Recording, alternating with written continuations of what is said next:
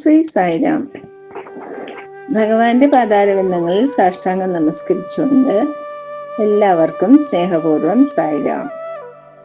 അമ്മയോടുള്ള വാഗ്ദാനം ഭാഗം 3. ജലം ജീവനം. റായൽസീമ, പാറക്കല്ലുകളുടെ പ്രദേശം. അനന്തപൂർ ജില്ല ഉൾപ്പെടെ ആന്ധ്രാപ്രദേശിലെ ഒരു വലിയ പ്രദേശമാണ് റായൽസീമ. വരൾച്ചയ്ക്കും വെള്ളത്തിലെ ഉയർന്ന തോതിലുള്ള ഫ്ലൂറോയിഡിന്റെ അളവിനും കുപ്രസിദ്ധമാണ് ഈ സ്ഥലം. ഫ്ലൂറോയിഡിന്റെ സാന്നിധ്യം എല്ലുകൾക്കും പല്ലുകൾക്കും കേടുവരുത്തുന്നതാണ്. ഗ്രാമങ്ങൾക്ക് ശുദ്ധജലത്തിന് കിണറുകളെയാണ് ആശ്രയിക്കേണ്ടിയിരുന്നത്.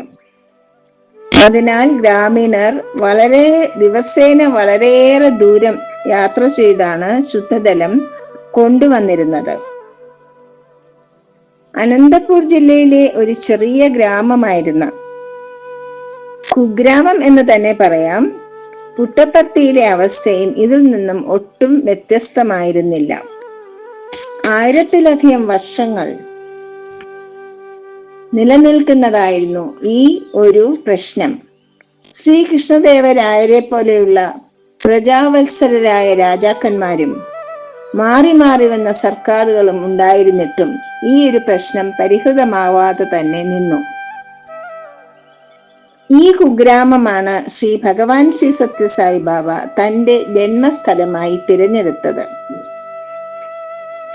ചിത്രാവതി നദിയെയും ഗ്രാമത്തിലെ ഒരു കിണറുമായിരുന്നു ഗ്രാമീണർക്ക് ശുദ്ധജലവും ജീവനമായ ജലത്തിന്റെയും സ്രോതസ്. വേനൽക്കാലത്ത് ചിത്രാവതിയിലെ വെള്ളം വറ്റുമ്പോൾ ഗ്രാമീണർ വല്ലാതെ വലഞ്ഞിരുന്നു. ഭഗവാന്റെ മാതാവായ ശ്രീമതി ഈശ്വരാംബ ഗ്രാമീണരുടെ ഈ ദുസ്ഥിതി കണ്ട് അതീവ ദുഃഖിതയായി. തന്റെ സ്വാമിയെ ശരണം പ്രാപിച്ചാൽ ഗ്രാമീണരുടെ കഷ്ടതയ്ക്ക് അറുതി ഉണ്ടാകുമെന്ന് അവർ ദൃഢമായി വിശ്വസിച്ചു. നിസ്വാർത്ഥ പ്രേമവും സഹജീവികളോടുള്ള സഹതാപവും കൊണ്ട് അവരുടെ ഹൃദയം ആർദ്രമായി. അവർ സ്വാമിയെ സമീപിച്ചുകൊണ്ട് പറഞ്ഞു, സ്വാമി, ശുദ്ധജലമല്ലേ ജീവന് തന്നെ ആധാരം. നമ്മുടെ ഗ്രാമീണരുടെ കഷ്ടപ്പാട് അങ്ങ് കാണുന്നില്ലേ? സൗജന്യമായി ശുദ്ധജലം ലഭിക്കുന്നതിനായി 3-4 കിണറുകൾ കൂടി നമ്മുടെ ഗ്രാമത്തിൽ കുഴിപ്പിക്കാമോ? അമ്മയുടെ സഹജീവി സ്നേഹവും നിസ്വാർത്ഥതയും കണ്ട് ഭഗവാൻ അത്യന്തം സന്തുഷ്ടനായി. ഭഗവാൻ പറഞ്ഞു, തീർച്ചയായിട്ടും എല്ലാവർക്കും സൗജന്യമായി കുടിവെള്ളം എത്തിക്കുന്ന ഒരു പദ്ധതി തയ്യാറാക്കാം.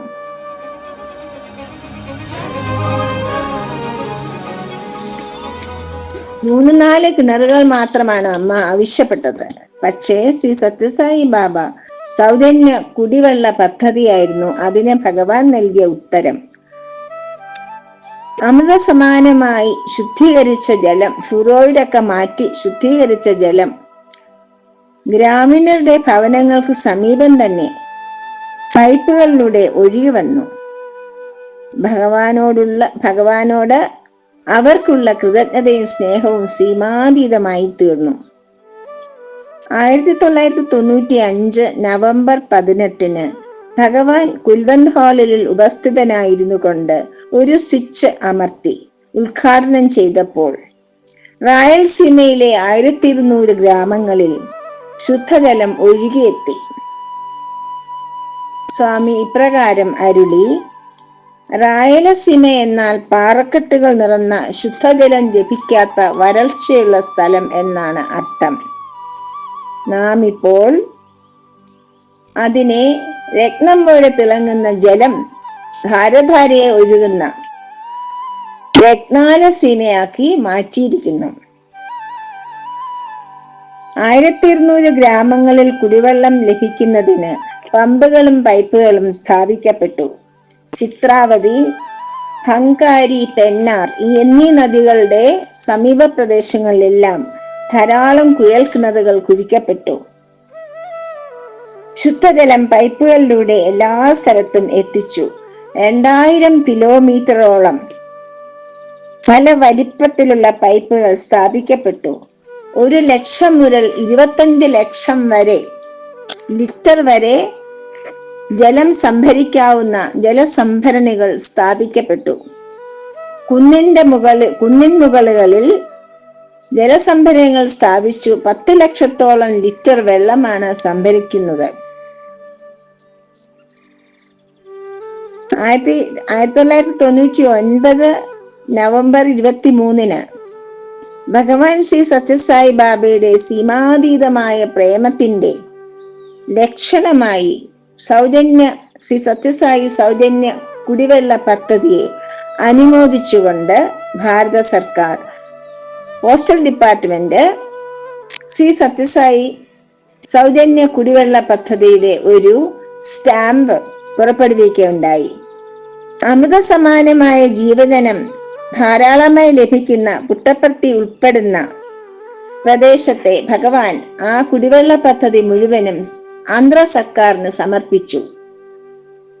അതിനെ അനുമോദിച്ചുകൊണ്ട് ആന്ധ്ര സർക്കാർ പുട്ടപ്പർത്തി ഉൾപ്പെടുന്ന സ്ഥലങ്ങൾ ഉൾപ്പെടുത്തിക്കൊണ്ട് ശ്രീ സത്യസായി ജില്ല തന്നെ രൂപീകരിക്കുകയാണ് ഉണ്ടായത്.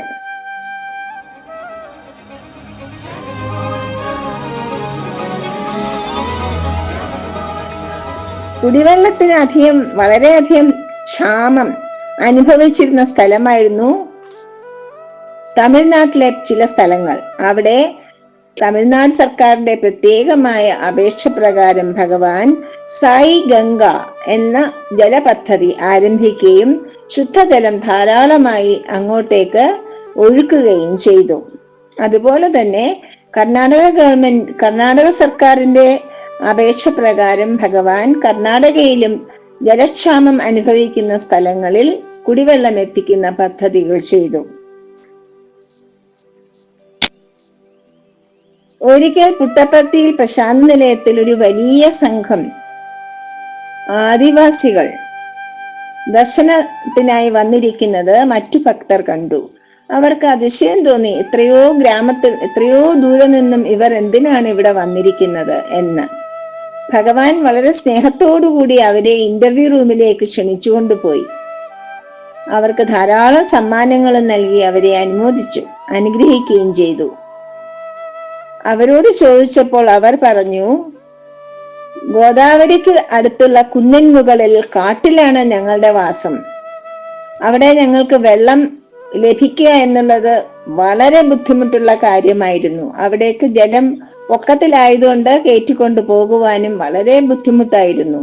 ഭഗവാൻ കൃപാതിരേകം കൊണ്ട് ഗോദാവരിയിൽ നിന്നും പൈപ്പുകൾ മുകളിലേക്ക് സ്ഥാപിച്ചുകൊണ്ട് അവിടെ ഒരു ജലസംഭരണി ഉണ്ടാക്കുകയും ധാരാളമായി ശുദ്ധജലം ഞങ്ങൾക്ക് നൽകുകയും ചെയ്തു. അതിന്റെ കൃതജ്ഞത പ്രകടിപ്പിക്കുവാനായിട്ടാണ് ഞങ്ങൾ ഒന്നടങ്കം, ഗ്രാമീണരെല്ലാവരും ആദിവാസികൾ എല്ലാവരും ഒന്നടങ്കം ഇവിടെ വന്ന് ഭഗവാനെ ദർശിക്കാനും ഭഗവാനോട് കൃതജ്ഞത പ്രകാശിപ്പിക്കുവാനും എത്തിയത്. ഭഗവാന്റെ സ്നേഹം ഒഴുകുന്നതിന് എങ്ങോട്ടൊക്കെയാണ് ഒഴുകുന്നതെന്ന് നമുക്ക് ചിന്തിക്കുവാൻ പോലും കഴിയുകയില്ല. ശ്രീ സത്യസായി ബാബയുടെ അമ്മയായ ശ്രീമതി ഈശ്വരാംബ ചോദിച്ച ഒരു വരത്തിന് ഭഗവാൻ നൽകിയ വാഗ്ദാനം അങ്ങനെ പരിപാലിക്കപ്പെട്ടു. അതിന്റെ ഗുണഭോക്താക്കൾ നിസ്വാർത്ഥരായ സേവനത്തിന് പാത്രീഭൂതരായവർ ഗ്രാമീണരായ വളരെ സാധുക്കളായ ദശലക്ഷം ജനങ്ങളായിരുന്നു.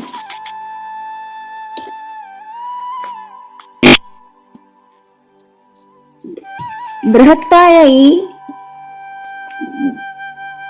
ശുദ്ധ ജല വിതരണ പദ്ധതി ഇന്ന് സത്യസായി ബാബയുടെ ഭക്തന്മാർ ഏറ്റെടുത്തുകൊണ്ട് അവരവരുടെ നാടുകളിൽ, ഗ്രാമങ്ങളിൽ ശുദ്ധജലം ലഭിക്കാത്ത എല്ലാവർക്കും എത്തിക്കുന്നതിനുള്ള സേവന പ്രവർത്തനങ്ങളിൽ നിരന്തരമായി ഏർപ്പെട്ടുകൊണ്ടിരിക്കുന്നു.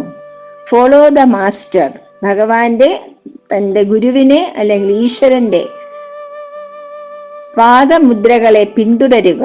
അങ്ങനെ പിന്തുടർന്നുകൊണ്ട് ഭഗവാൻ ചെയ്തതുപോലെയുള്ള സൽക്കർമ്മങ്ങളിൽ ഏർപ്പെടുക, സേവനം ചെയ്യുക. അതാണ് ഭഗവാൻ നമുക്ക് നൽകിയ ഉപദേശം. ലോകാ സമസ്ത സുഖിനോ ഭവന്തു എന്ന് പറഞ്ഞതിനെ ഭഗവാൻ സമസ്ത ലോക സുഖിനോ ഭവന്തു എന്നാക്കി മാറ്റി. ഒരു ലോകത്തിന് മാത്രമല്ല, സമസ്ത ലോകങ്ങൾക്കും, അതായത് 14 ലോകത്തിലും വസിക്കുന്ന എല്ലാവർക്കും. പലതരത്തിലുള്ള ജീവജാലങ്ങളാണ് വസിക്കുന്നത്, നമുക്ക് അറിയ തന്നെ ഇല്ല. അവർക്കെല്ലാവർക്കും ക്ഷേമമുണ്ടാകട്ടെ, ഐശ്വര്യമുണ്ടാകട്ടെ എന്നാണ് സമസ്ത ലോക സുഖിനോ ഭവന്തു എന്ന് പറയുന്നതിന്റെ അർത്ഥം. ശ്രീമതി ഈശ്വരാംബയെ ഗ്രാമീണരായ ജനങ്ങൾ വളരെ ആദരപൂർവം സ്മരിക്കുന്നു. അവരുടെ പേര് ഭഗവാന്റെ പേരിന്റെ ഒപ്പം ചിരസ്ഥായിയായി ഭഗവത് ചരിത്രത്തിൽ ആലേഖനം ചെയ്യപ്പെട്ടിരിക്കുന്നു. നിസ്വാർത്ഥമായ സേവനം എവിടെയുണ്ടോ അവിടെ എപ്പോഴും ഐശ്വര്യവും കീർത്തിയും ഉണ്ടാകും എന്നതിന് ഉത്തമ ഉദാഹരണമാണ് ശ്രീമതി ഈശ്വരാംബയുടെ നിസ്വാർത്ഥമായ അപേക്ഷകൾ, ഭഗവാൻ നൽകിയ വാഗ്ദാനം. ഭഗവാന്റെ പാതാരവിന്ദങ്ങളിൽ എൻ്റെ വാക്പുഷ്പങ്ങൾ സമർപ്പിച്ചുകൊണ്ട് ജയ് സായിരാം.